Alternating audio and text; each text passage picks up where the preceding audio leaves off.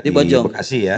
Nah itu ada ternak lele, awalnya mereka survei ke kita, lalu lihat bagaimana kualitas fresh maggot kita, dan mereka apa namanya setuju gitu ya. Nah itu untuk mereka untuk campuran pakan ikan. Nah jadi kita hanya sediakan bahan baku fresh maggot. Iya, iya. Nah, fresh maggot. Kalau untuk yang dry maggot, untuk yang maggot kering itu bisa untuk pakan unggas. Nah, kita kerjasamanya dengan luar Jakarta juga, karena memang karena kami lokasi di Jakarta, ada larangan kami untuk memelihara yang begitu besar untuk unggas untuk. Jadi kita kerjasama dengan teman yang di luar DKI untuk unggas, apa namanya untuk ternak lele seperti itu, Pak. Nah itu untuk fresh maggot sendiri hitungan maksudnya bisa kirim sekali kirim berapa Pak kalau ini ya? Iya, memang untuk peternak lele sendiri mereka sudah cukup memahami bagaimana siklusnya, Pak. Siklus ya. Fresh maggot kapan bisa untuk pakan? Jadi kita ambil rata-rata 3/35 hari, Pak. 35 hari. Ya, per 35 hari itu kita paling kecil kirim itu sekitar 30-35 kilo. 35 kilo. 35 kilo. Nah, jadi makanya kita membackup-nya dengan 3 kali siklus, Pak. Kalau tidak 3 kali itu akan putus. Seperti itu. Karena fresh itu 15 hari ya. Artinya harus disiklus terus. Pak. Per kilonya bisa dihargai berapa, Pak? Kalau untuk per kilo di kami di DKI Jakarta umumnya itu harga yang mereka itu sekitar 7.000, Pak. 7.000 ya. Ya, alhamdulillah ya. Maksudnya kalau sekali kirim ya 70 ya 35 kali 7.000 ya. Iya, ya sekitar itu. Belum yang kering ya? Belum yang kering. Kalau yang kering biasa. Kalau yang kering ini mungkin bisa lebih tinggi ya. Lebih tinggi. Untuk yang kering ini di DKI Jakarta itu sekitar 45.000, Pak, per kilo. Nah, untuk dry maggot sendiri kita menghasilkan dry maggot 1 kilo itu kan membutuhkan fresh maggot 3 kilo.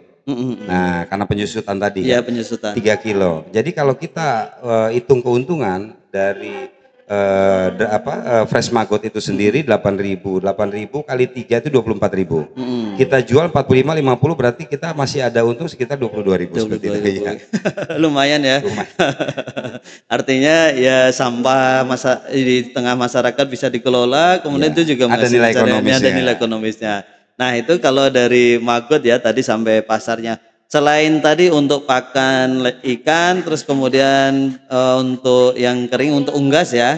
Nah, ada produk-produk lain nggak untuk yang maggot jadi tren, maksudnya jadi unggulan di sini? Iya, kami dengan tim itu coba karena memang di maggot itu kan mengandung protein yang sangat tinggi, Pak.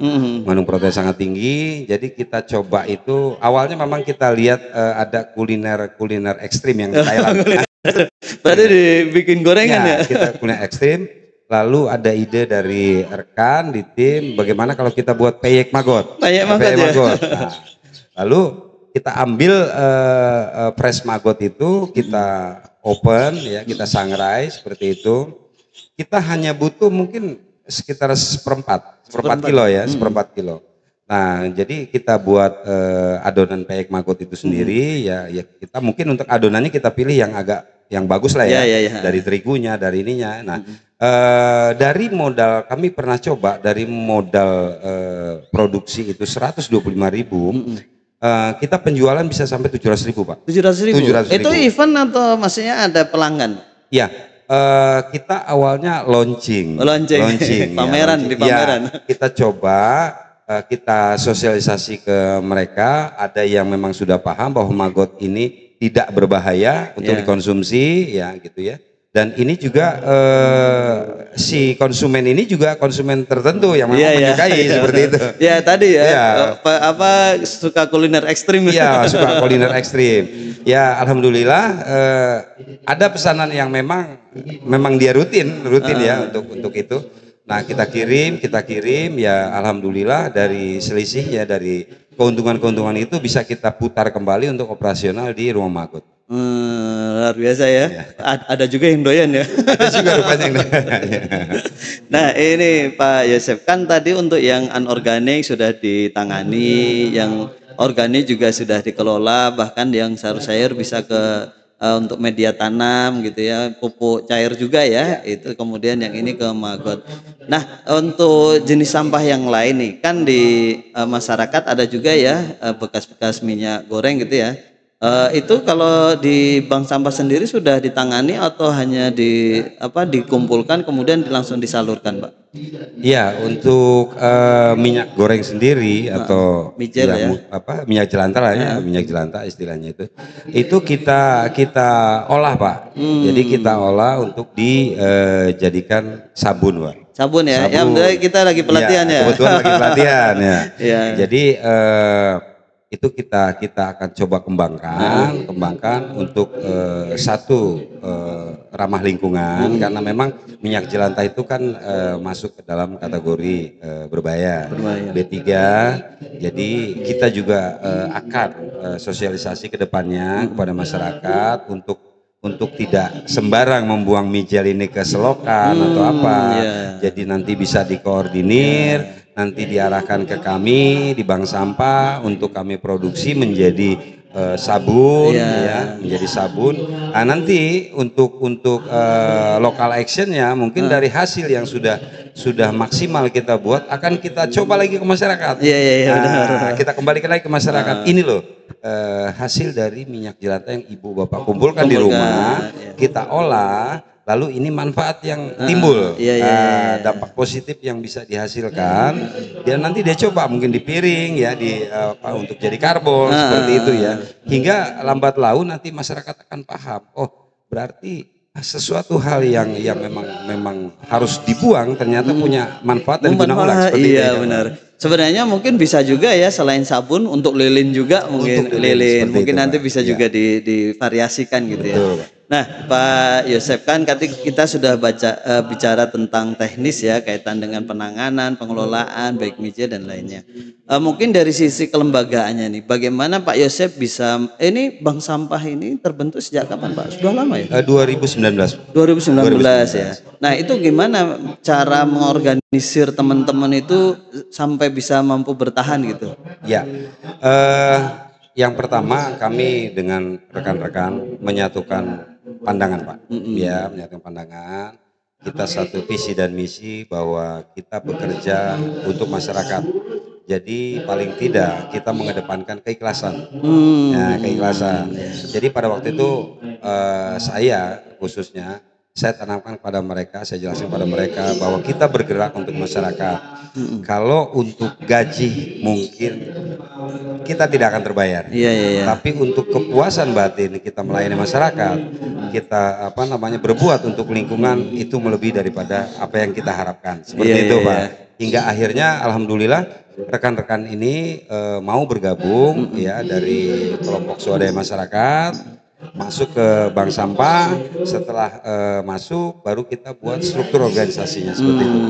Nah, Pak Yosef, kan kita ini sedang di tengah-tengah pelatihan ya. Betul. Maksudnya pelatihan pembuatan sabun dari mijel. Nah, harapan Pak Yosef sendiri nih, kan mungkin di beberapa RT yang lain memang sudah ada atau mungkin tidak kurang aktif gitu. Apakah ada misalkan teman-teman bank sampah dari kebersamaan ini punya misalkan sebenarnya ada lintasan pikiran nih, sesekali waktu kumpul sesama pengurus bank sampah diskusi, ada nggak kira-kira arah ke sana, Pak? Iya, tadi malam ya itu dari utusan dari kami yang ikut pelatihan itu ada 8 orang. Itu kita beri arahan, Pak. Jadi agar setelah selesainya pelatihan ini tidak langsung selesai seperti itu.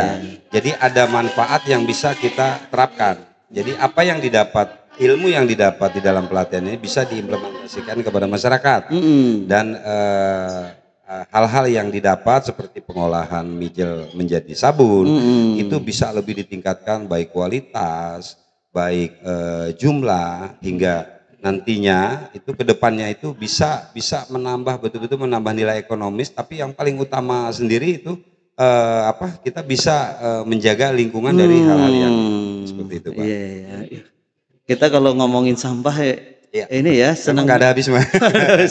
Dan rasanya juga ini ya, maksudnya menghidupkan suasana kepedulian ya di tengah-tengah masyarakat, itu hal yang menarik ya, karena mungkin dari sisi tadi kalau nilai mata uang kan sebenarnya nggak terlalu ini juga ya, dapatnya gede ya. Maksudnya kalau dari nilai ekonomi misalkan sampah 1 kilo berapa? 500.000. Cuman kalau misalkan itu mampet di Selokan ya. Mungkin kosnya lebih gede ya, dan dampaknya bukan hanya satu keluarga itu, tapi satu kampung, satu lingkungan banjir segala macam. Nah, mungkin harapan-harapan Pak Yosef sebelum nanti kita tutup, apa yang masih ada di sebenarnya pikiran-pikiran apa yang ingin diharapkan oleh Pak Yosef terkait dengan warga sekitar atau dengan teman-teman sesama pengurus bank sampah atau sama-sama penggiat lingkungan. Ya. Kalau harapan kami ya, ini yang ikut pelatihan itu kan ada 40 peserta. 40 peserta. Nah, ada 40 peserta. Jadi kami akan bimbing mereka setelah selesainya pelatihan, kami akan bimbing.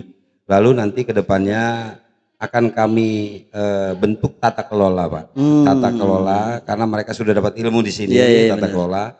Dan memang peserta ini kan perwakilan dari RT-RT, Pak. Tiap RT-RT.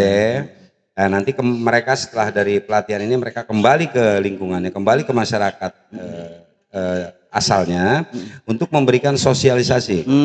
Untuk memberikan sosialisasi apa yang dia dapat selama di pelatihan, materi-materi yang dia dapat dia terapkan di lingkungannya, di RT-RT-nya, hingga nanti berkesinambungan dan secara kebersamaan dari satu RW itu ada satu pemahaman, Pak. Nah, ada satu pemahaman hingga nanti tercipta satu tata kelola yang baik, satu tata kelola yang memang diharapkan bisa lebih menumbuhkan dan membangun lingkungan di wilayah ini. Seperti itu. Memang ya, luar. Mudah-mudahan berhasil Pak Yosef ya. Ya, kami juga Pak amat sangat berterima kasih kepada BPLHK, Kementerian LHK yang sudah menyelenggarakan acara pelatihan pengelolaan sampah di bank sampah, karena amat sangat banyak sekali manfaat yang bisa kita ambil, ilmu-ilmu yang bisa kita ambil dan kita terapkan di masyarakat. Ya, mudah-mudahan kedepannya ada pelatihan-pelatihan berikutnya yang menyangkut dengan lingkungan, Pak. Gitu, seperti itu. Baik, Sobat Semesta Menghijau dan Sobat Pelatihan, saya rasa ini diskusi yang menarik ya. Dan mudah-mudahan tadi apa yang disampaikan oleh Pak Yosef kaitan dengan pengalamannya ya, ngurus bank sampah, kemudian menumbuhkan juga penggiat-penggiat baru ya. Ini kan sebenarnya menumbuhkan penggiat-penggiat baru ya. Dan artinya juga banyak anak-anak muda yang sudah mulai tumbuh kesadarannya. Dan saya rasa juga turut terlibat. Mudah-mudahan ini juga bisa dirasakan juga dan juga bisa diikuti oleh lapisan masyarakat yang lain, Pak Yosef ya. Khususnya lebih khusus di sini ya, di Kecamatan Cilincing ini ya. Kecamatan Cilincing. Baik, Sobat Semesta Menghijau dan Sobat Pelatihan, tetap semangat untuk lingkungan hidup yang lestari, dan tentunya juga kita berharap dan berdoa agar bumi ini semakin terjaga, semakin nyaman kita untuk berada di dalamnya, dan mudah-mudahan kita terhindar dari berbagai dampak akibat dari kesalahan atau kemudian ketidakpedulian kita terhadap lingkungan. Terima kasih Pak Yosef. Assalamualaikum warahmatullahi wabarakatuh. Salam sehat dan bahagia. Waalaikumsalam warahmatullahi wabarakatuh.